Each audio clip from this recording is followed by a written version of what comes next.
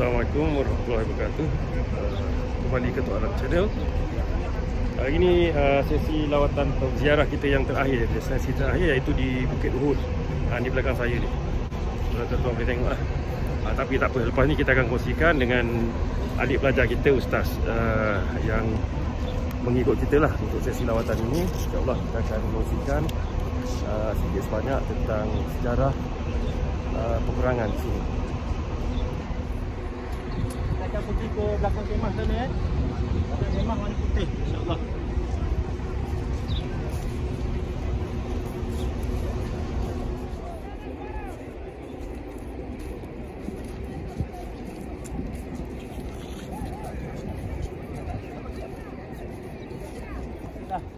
Supaya semua boleh dengar, insyaAllah.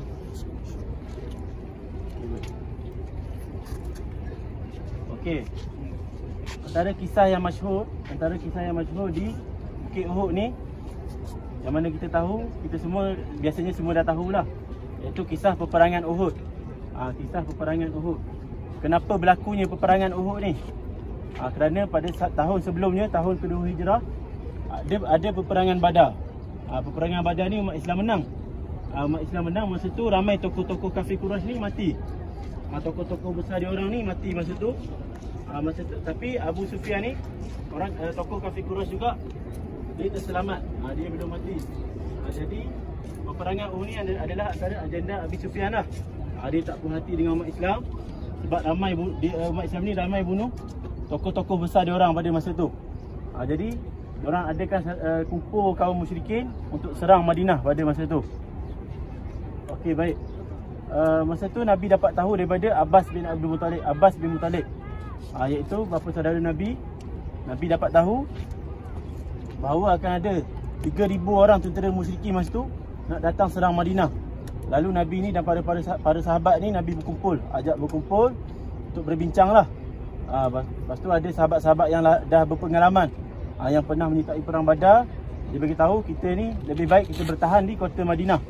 Kita bertahan di kota Madinah. Kalau kita perasan, Masjid Nabawi sekarang ni tu, pagar dia daripada bucu ke bucu tu adalah kota Madinah suatu ketika dahulu. Pagar sebesar pagar tu adalah kota Madinah suatu ketika dahulu. Jadi sahabat-sahabat yang dah berpengalaman ni, yang pernah join perang Badar apa semua, termasuk Nabi sendiri ni, dia mencadangkan untuk bertahan di kota Madinah. Tapi ada sahabat-sahabat yang baru, yang tak pernah join perang Badar sebelum ni, yang semangat, yang anak muda yang masih semangat, diajak keluar di luar kota Madinah. Itu di Bukit Uhud ni lah. Maksudnya disekap orang kafir Quraisy daripada luar. Masa tu ramai daripada anak muda ni, di majoriti masa tu. Jadi Nabi pilih keputusan majoriti. Walaupun Nabi sendiri yang mencadangkan untuk bertahan di kota Madinah, tapi Nabi pilih sepakat sahabat pada masa tu. Jadi keluarlah di kota Uhud ni. Kemudian dalam perjalanan Nabi tu, boleh kata di belah sana, Nabi berhenti di satu tempat yang bernama Ajimatus Syaikhan. Kat situ Nabi tapis tentera. Nabi tapis tentera, yang mana yang muda-muda, yang mana yang tua, Nabi keluarkan daripada tentera. Kecuali ada 2 orang pada masa tu, budak muda, itu Rafi' dan Samurah. Sebab dia ni, salah seorang ni seorang pandai pemanah, dan seorang lagi pandai bergusti. Jadi Nabi pilih dia untuk join tentera sekali. Kemudian ada juga masa tu segolongan kafir Yahudi, orang Yahudi Madinah masa tu. Nabi nampak ada golongan ni, Nabi tak kenal muka dia. Lalu Nabi tanya, siapakah kamu? Dia menjawab, aku adalah Yahudi Madinah. Kemudian Nabi cakap, orang Islam ni dia tak akan minta tolong orang kafir. Kemudian Nabi bagi pilihan pada orang Yahudi tu, sama ada dia nak masuk Islam ataupun nak patah balik ke Madinah. Kemudian orang Yahudi tu dia patah balik ke Madinah. Setelah itu Nabi pun berjalan sikit. Nabi berjalan beberapa langkah, ada segolongan lebih kurang 300 orang munafikin patah balik. Orang Islam sendiri, tapi orang munafik lah, yang diketahui masa tu oleh Abdullah bin Ubay bin Salul. Dia patah balik. Katanya ada yang bagi alasan isteri nak bersalin lah, ada yang bagi alasan tak pandai berperang, dan ada yang bagi alasan katanya tentera Islam ni tak cukup kuat sebab tak ajak Yahudi Madinah tadi tu. Jadi mereka ni patah balik. Lalu masa tu Umar ni marah. Saidina Umar ni marah. Saidina Umar ni dia beritahu pada Nabi, izinkan aku pancung semua ni, bunuh semua mereka semua ni. Masa tu Nabi tak bagi tahu, dan Nabi tak benarkan. Nabi tak benarkan, Nabi beritahu mereka semua ni mengaku Islam. Tetapi kalau ingin tahu, inilah adalah golongan munafikin. Okey, baik. Masa tu tentera Islam asalnya 1000 orang. Selepas patah balik 300 orang munafikin tu, tinggal saja 700 orang. Jadi Nabi tempatkan 50 orang untuk berada di Bukit Pemanah tadi. Yang kita tengok tadi tu, 50 orang tentera pemanah yang diketuai oleh Abdullah bin Jubair. Lagi 650 orang ni di dataran di medan Uhud ni. Bermula daripada Bukit Uhud tu hinggalah di kawasan hadapan ni.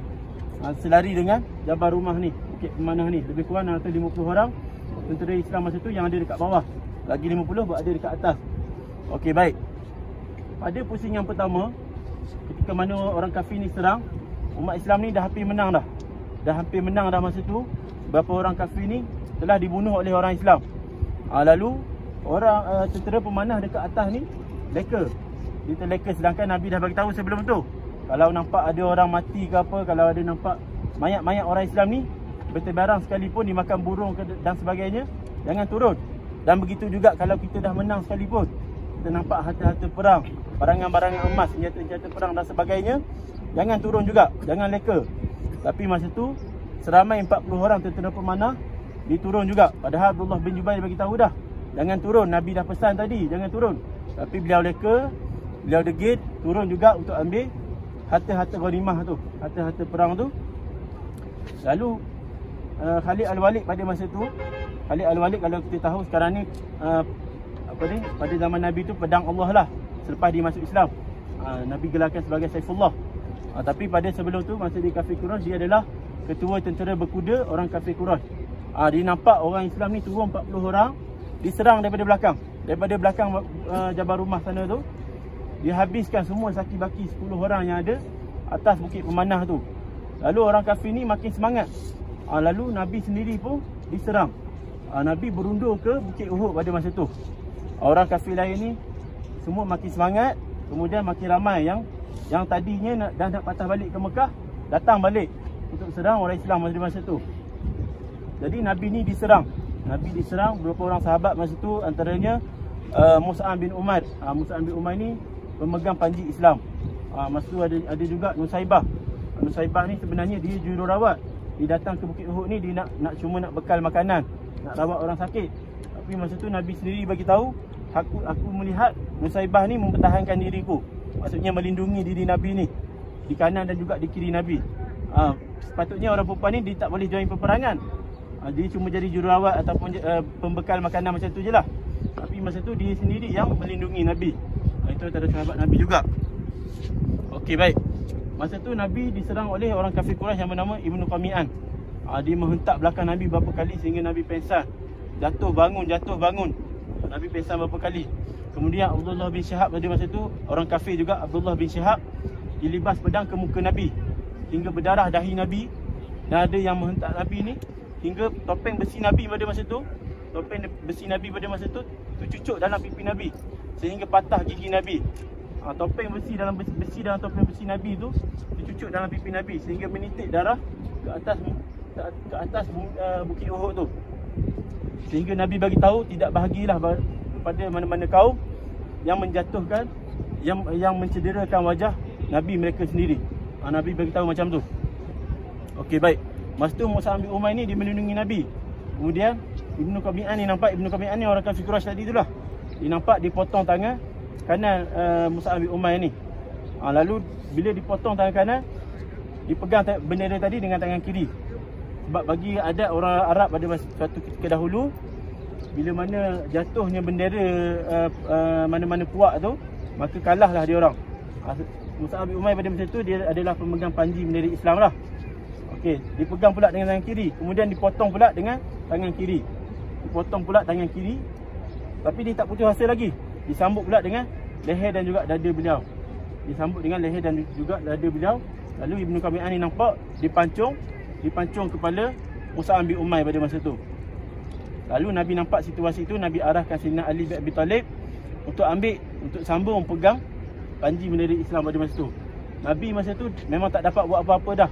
Nabi cuma boleh berundur saja. Okey, jadi Nabi berundur beberapa langkah, Nabi pergi ke puncak Bukit Uhud. Nabi berundur naik makin tinggi sehingga orang kafir ni tak dapat nak serang Nabi. Jadi bila Nabi berundur tu, Nabi terjatuh dalam satu lubang. Lubang yang digali oleh kaum musyrikin. Lalu Nabi naik balik, kemudian Nabi menyembunyi di satu gua yang bernama Gua Maharis. Ada dekat Bukit Uhud tapi sekarang kita tak nampak lah. Ada dekat Bukit Uhud. Kalau ada ziarah luar ke apa boleh tengoklah insya-Allah. Tapi ada satu bukit tu, ada satu gua tu nama Gua Maharis, tempat Nabi terakhir. Nabi bersembunyi buat kali terakhir. Maksudnya kali terakhir Nabi bersembunyi masa orang kafir itu serang. Okey. Baik, lepas tu Nabi ni arah Sayyidina Ali bin Abi Talib ni untuk tengok orang kafir pada masa tu sama ada dia patah balik ataupun dia masih lagi nak serang umat Islam. Ternyata memang orang kafir pada masa tu memang dah patah balik. Sebab dia menyangka Nabi ni dah mati. Sebab masa dia orang kafir bunuh Mus'ab bin Umair tadi tu, dia sangka Mus'ab bin Umair tu adalah Nabi. Padahal bukan. Lalu orang kafir ni dia dapat berita, dia beritahu Nabi ni dah mati. Ramai yang dah patah balik. Ramai yang dah patah balik kerana menyangka Mus'ab bin Umair tu adalah Nabi. Sedangkan Nabi belum mati sebenarnya. Baik, saya terlupa satu poin tadi. Untuk pengetahuan semua, peperangan Uhud ni berlaku pada 3 Hijrah. Tahun ke-3 Hijrah, bulan Syawal. Peperangan Badar tahun ke-2 Hijrah, bulan Ramadan. Kemudian tahun selepas tu bulan Syawal, tahun ke-3 Hijrah berlaku pula peperangan Uhud. Jadi itulah sedikit sebanyak, mungkin ada poin yang saya tertinggal dan sebagainya. Tapi saya rasa semua boleh faham Semua boleh faham. InsyaAllah sekejap lagi kita akan ke perkuburan syuhada. Kita akan bacakan sedikit doa buat para syuhada dekat situ insya-Allah. Dan saya akan ceritakan sikitlah kat mana makam-makam Sayyidina Hamzah, Mus'ab bin Umair dan sahabat-sahabat lain insya-Allah. Baik, kita berikan dulu. Okey. Antara sunnah Nabi bila Nabi datang ke kuburan syuhada ni, antara sunnah Nabi bila Nabi datang ke kuburan syuhada Uhud ni, Nabi akan bacakan, kita boleh ikut sama-sama insya-Allah. Assalamun alaikum. Assalamun alaikum. Bima sabartum. Fa ni'ma uqbaddar. Okey, amin amin ya rabbal alamin. Okey, maksud dia Assalamun alaikum, salam sejahtera ke atas kamu semua ni para syuhada Uhud. Bima sabartum. Di atas kesabaran kamu ni, di atas kesabaran kamu mempertahankan agama Islam ni sampai mati syahid. Sampai mengorbankan darah, harta dan sebagainya. Fani ma'uqbadar, dan sebaik-baik pembalasan lah buat kamu semua. Okey, baik.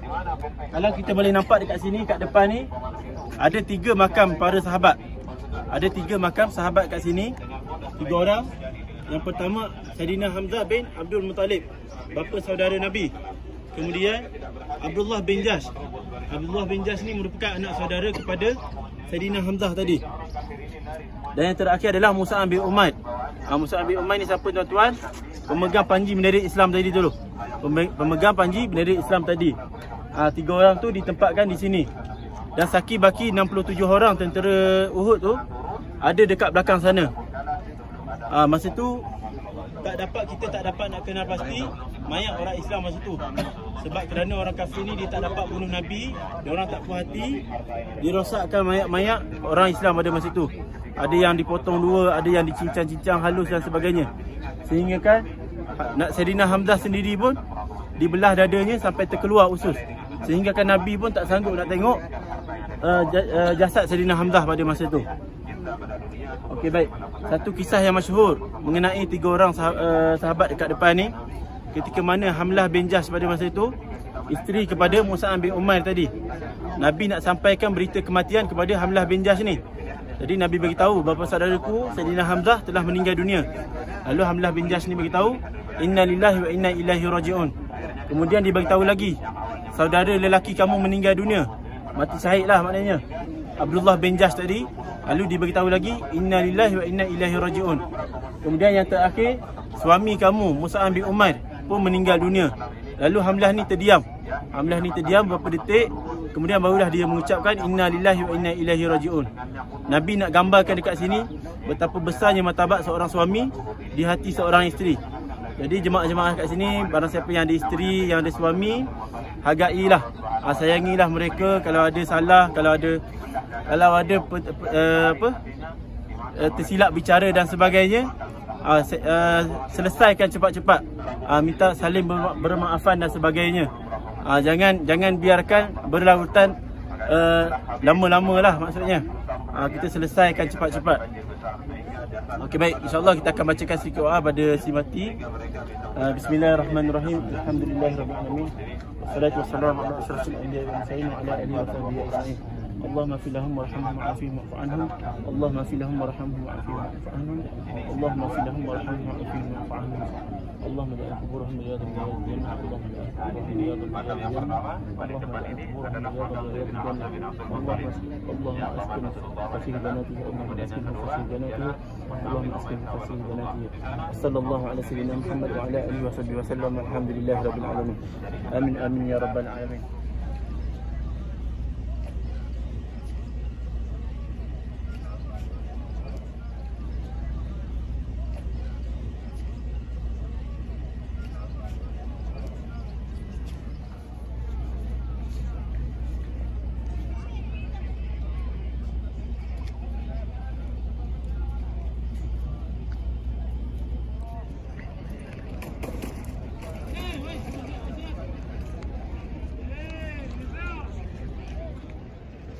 Okay, begitulah berakhirnya ziarah kita di Bukit Uhud. Dan di belakang saya ni ialah Bukit Pemanah, dipanggil Bukit Pemanah, di mana seperti yang Ustaz bagi tahu tadilah apa yang berlaku di bukit tersebut. Sebahagian daripada jajaran Bukit Uhud ya, semua ni dipanggil Bukit Uhud lah ni, kawasan ni. Sekianlah dulu daripada Tok Alang Channel. Assalamualaikum, bye bye.